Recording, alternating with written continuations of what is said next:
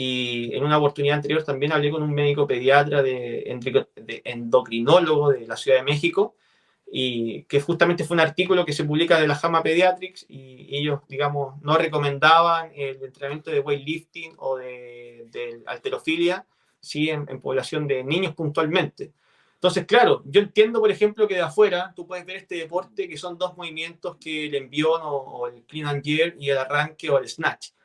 Pero también hay artículos detrás. Mira, de hecho, sorry que te muestre otro libro, pero es Dale, que a dale. mí me parece muy este es un libro muy interesante, que Ujú. justamente habla toca aristas. Bueno, aquí sale niña gimnasta, pero es un libro que habla justamente del weightlifting en niños, y lo abarca Gregory Huff, que es un académico bien reconocido y también entrenador de esa disciplina.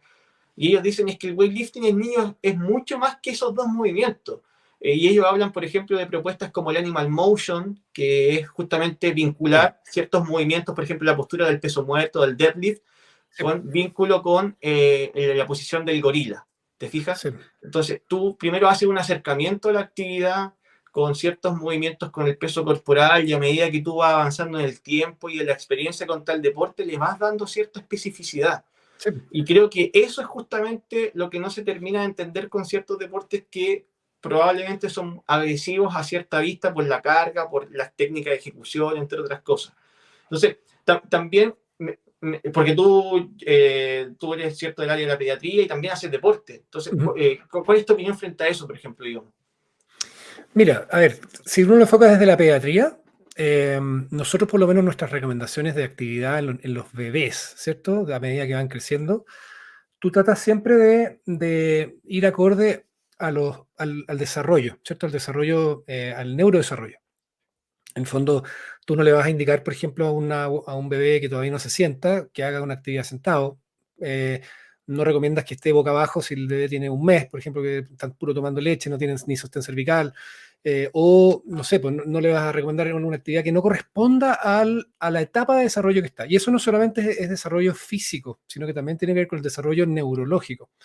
Por eso hablo de neurodesarrollo. Porque, por ejemplo, el tema de la memoria, del trabajo en equipo, de la competitividad, ¿te fijas? Son aspectos que impactan mucho en qué cosa le vas a ofrecer a un niño versus otra, digamos, y qué le va a ser interesante a un niño versus otra. Y eso es un tema que, insisto, que uno debiese como componer directrices, ojalá multidisciplinarias, para poder hacer recomendaciones como más a la carta, como se dice, decir, yo te voy a recomendar deporte, pero no solo haz deporte, porque si no yo te digo haz deporte, lo dejas como a criterio de la persona, fija, y la persona quizás va a poner a levantarse pesas sola en su casa, o quizás va a correr 2 horas diarias, que hacen los adultos, ¿cierto? Que de un día, sabes que quiero bajar de peso, te voy a empezar a correr, preparar una maratón, ¿te fijas? Y te das cuenta que la gente se termina lesionando. Y los niños lo mismo. De repente la pichanga, de repente no, de repente hay un deporte, de repente no. Entonces, yo concuerdo contigo, Eugenio, ¿eh? Yo creo que uno no debiera prohibir ninguna actividad, salvo la actividad que se hace no supervisada. Yo creo que si tú tienes una persona que te supervisa bien, de partida tus habilidades innatas, y entendamos que somos distintos igual. Hay, independiente que todos potencialmente podemos desarrollar una habilidad, y en eso también estoy de acuerdo. Yo creo que hay personas que esto es como el Montessori, ¿cierto? Cuando hay gente que es mejor en un área y es mejor en otra, y además se entusiasma más por un área. Sí, es súper importante en los niños en particular que si van a hacer deporte que los hacen bien, porque de esa forma ellos hacen un input positivo para poder seguir haciéndolo después sin que nadie se lo esté diciendo. Por lo mismo el tema de las pruebas, yo creo que deportivas tienen que ser súper claramente más como objetivos a cumplir que como una evaluación, ¿cierto? Porque el deporte tiene esta cosa que es como que es como la alimentación. Tenemos que tener este feedback positivo. Y sobre todo los niños, porque los niños no hacen un raciocinio muy elevado, si me conviene o no me conviene para la salud. Ellos no piensan tan elevado. Ellos piensan en el día a día. ¿Te fijas? Están pensando en me gusta esto o no me gusta, lo paso bien o no lo paso bien. Si tú me preguntas a mí, insisto, sin el conocimiento que tú tienes, digamos, y sin el conocimiento específico deportivo, yo creo que la clave es esa. La clave es que uno tenga un sistema de poder identificar de partida actividades, y esto lo recomiendan todos, digamos, es de que el niño de partida se vea interesado, no solamente saltar en la banca. ¿Te fijáis? En el fondo que, ya, pero saltar la banca implica que hagamos un juego saltando la banca. Aquí ganan los equipos, el equipo azul versus el rojo. ¿Me entiendes? Yo creo que va un poco en eso, en lo lúdico de la actividad física. Lo mismo ir al gimnasio. Si tú ves, yo también iba al gimnasio en una época, Pero cuando conocí el CrossFit, un poco me voló la cabeza, porque era, no estoy en un gimnasio encerrado, estoy al aire libre, partida. Yo hacía CrossFit al aire libre con un grupo que era del Ricardo Luna, que es uno de los preparadores físicos de Masú. Y este gallo tenía un grupo que Más entrenaba. un tenista chileno para que... Claro, exactamente.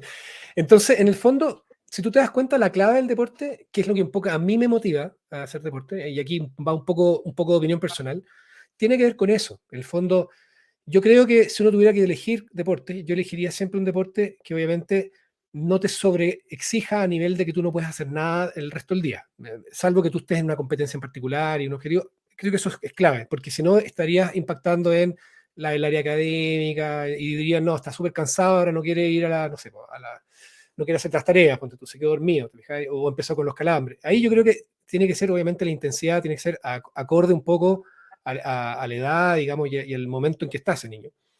Segundo, yo creo que el tipo de deporte a elegir también depende del tipo de deporte que tiene a disposición, ¿no? Porque uno puede decir, ¿sabes que va a tener que hacer natación? Chuta, no hay piscina en la comuna. No, tú no puedes supeditar el tipo de deporte, pero sí probablemente y precozmente el niño siempre va a tener una cierta habilidad en un deporte o quizás una facilidad para desarrollar un deporte. Y ahí es libre, yo creo. O sea, bienvenidos sean las actividades extraprogramáticas deportivas, donde uno puede elegir si va a hacer judo, si va a hacer atletismo, básquetbol, etcétera. Pero me parece que debiera haber, como en todas las cosas, una supervisión, ¿te fijas? Donde uno tenga una carpeta, un archivo, donde uno sabe perfectamente que hay un niño que quizás que le falta coordinación. Entonces, si al niño le falta coordinación, bueno, a este niño, ¿por qué no lo invitamos a que participe en actividades de coordinación o por último dedicarle más horas a él en temas de coordinación dentro del entrenamiento? En cambio, este otro, oye, le falta fuerza, ¿te fijas? A este gallo hay que darle más horas y minutos dentro de la actividad física del resto, donde haga más trabajo de fuerza y lo vamos viendo y siempre con un input positivo. Yo creo que esa es la clave, ¿te fijas? Y por sobre todas las cosas, tienen que pasarlo bien. O sea, si no lo pasan bien, todo lo que tú programes, toda tu teoría se va al tacho. Se va al tacho. Porque, o sea, te voy a dar un paralelo súper cortito. A mí me hicieron, entre comillas, pero mi mamá, yo tenía 10 años y me dijo, usted tiene que tocar violín. Y porque un abuelo mío que yo no conocí, otro tío abuelo que tampoco conocí, era violinista. Y me metió a una escuela la escuela moderna de música, una escuela al estilo antiguo, alemana, donde hay una pianista súper conocida, pero estricta, como estricta, ¿te fijas? Entonces, yo estuve 4 años de mi vida estudiando música a un nivel, si quieres tú, académico alto, donde me enseñaron, obligatoriamente tenía que estudiar teoría musical, armonía musical, piano complementario, etcétera, etcétera, además de que tenía que estudiar por lo bajo 2 a 3 horas diarias violín. Entonces, con el tiempo, al final, yo me empecé como a decir, ¿sabes qué? Me carga esto. O sea, me aisló de mis amigos, y sufría porque me evaluaban de manera súper estricta, me exigían cada vez más y yo no quería ser músico, ni menos músico clásico, ni menos ser violinista. Entonces, esto yo creo que es un muy buen paralelo porque no es que a mí no me guste la música. Al revés, yo cuando agarré mi guitarra y empecé a componer solito, a aprender solo guitarra, o conocí escuelas como, no sé si puedo hablar de empresa acá, pero como hay una escuela de rock en Chile que a los niños, al revés, en ¿Cómo vez se de llama? School of Rock. Mi hija, de hecho, la tengo ahí. Y yo, impresionante, porque tú ves lo contrario a lo que me pasó a mí. A mí me empezaron con la teoría, era un entrenamiento 1 a 1, muy exigente, muy desmotivante. Y en esta escuela, desde el día 1 que mi hija fue a clase de teclado, da lo mismo el nivel que tuviera. Le dijeron, apréndete esta canción, solo apréndete esta canción. Y en paralelo, los alumnos de los otros instrumentos estaban aprendiéndose la misma canción. Al término de la clase, los niños los suben a un escenario. El primer día de clase es un genio. No al día quinto ni al 10. El primer día de clase, súbete al escenario, toca la canción que aprendimos y con tus compañeros. Entonces, ¿qué crees que pasó? O sea, de partida le están haciendo una actividad que va acorde a lo que está destinado la actividad, que es justamente subirte a un escenario y tocar en vivo. ¿Te fijas? Eso es lo que todo uno espera de un deportista. Es lo mismo que pasa. Yo creo que un deportista que pasa metido en un gimnasio se frustra también. Por eso hay parte que es, obviamente, entrenamiento específico de ciertas áreas, pero lo más importante es, ya, pues, ¿cómo te va en el deporte mismo? ¿Se fija? Entonces, yo creo que va por ahí la pregunta. Yo creo que es Tienen que saber qué es lo que te apasiona, porque los niños en particular se apasionan con la socialización. Es súper importante que los niños entrenen con sus pares, porque, y la competitividad bien llevada, no esa competitividad enferma, ¿cierto? Los cabros vibran y llegan y hablan del tema, hablan de la bichanga, o hablan de la competencia, o hablan del...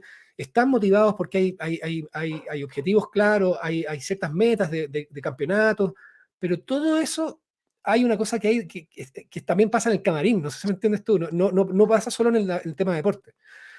Entonces, eso es como a rango general. Yo creo que es un tema de la motivación, que se puede hacer la motivación sin mucho implemento. O sea, tú no necesitas motivación con grandes tecnologías o grandes infraestructuras. El tema que tiene que ver con saber reconocer a lo que al niño le interesa, para qué es lo que es bueno, por lo tanto que no se frustre, ¿cierto?, con una actividad, y ojalá que sea social, porque ahí tenemos el tema de las pantallas, ¿cierto?, que cada vez están estos, que tú lo mencionas en tu libro, súper bueno, esa parte me la leí, me encantó Claro, lo que se denominan los Exert los Games, que Exer son los Games o videojuegos Active, activos, ¿te fijas? claro, Y ahí, sorry que te interrumpa, ahí justo también tuvo muy presente el Pokémon Go, y que es justamente esta lista que tú mencionas de la socialización, ¿te fijas? Aumentaron los pasos diarios, sí, pues, chiquillos hicieron, digamos, nuevas amistades, y a mí me llama mucho la atención lo que tú decías, y obviamente lo asocia a tu vínculo con el ejercicio y el deporte como tal, porque tú hablabas de este concepto de la supervisión,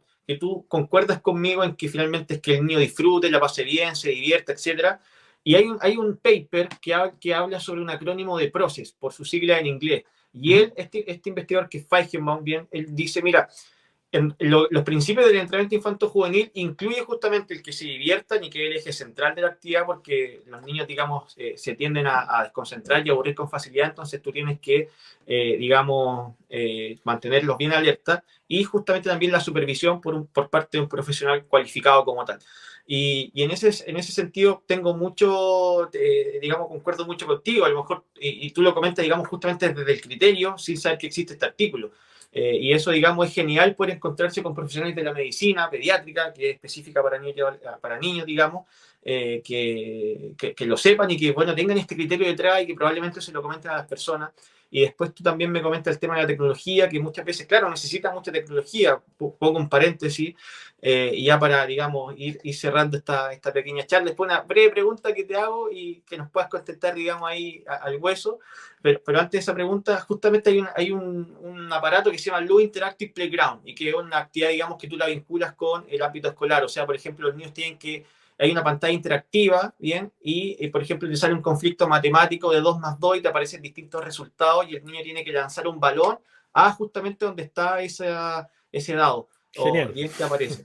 Entonces, claro, son muchas lucas. O sea, la barrera que tú tienes para implementarlo en el colegio, no sé, municipal de Rancagua es gigante. Obvio. Y yo en paralelo dije, tengo que hacer algo para poder acercar a la gente con este vínculo académico, de rendimiento académico con la actividad física, y hice unas hojas, bien, que están plastificadas, o sea, no tienen mucha inversión detrás económica, bien, y que se llama Dedos Fitness. Entonces, ¿qué es lo que yo hice? Bueno, colocaba un conflicto matemático con dedos, por ejemplo, se salió la mano acá 5 y 3, bien, y al lado aparece un ejercicio. Bien, obviamente esa cantidad de repeticiones tiene cierto vínculo con qué complejidad tiene ese ejercicio. Por ejemplo, hacer sentadillas. Entonces tenía que hacer 8 sentadillas. Primero identifica el conflicto matemático y después hace la ejecución del ejercicio, y en el papel dice, ahora corre a la tarjeta roja.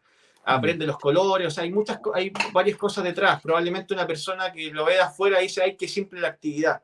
Pero tú haces cierto vínculo, también lo hice con el sistema solar, bien con la parte geográfica. Después te voy a mandar una foto de esto para que lo veas, digamos, más gráficamente.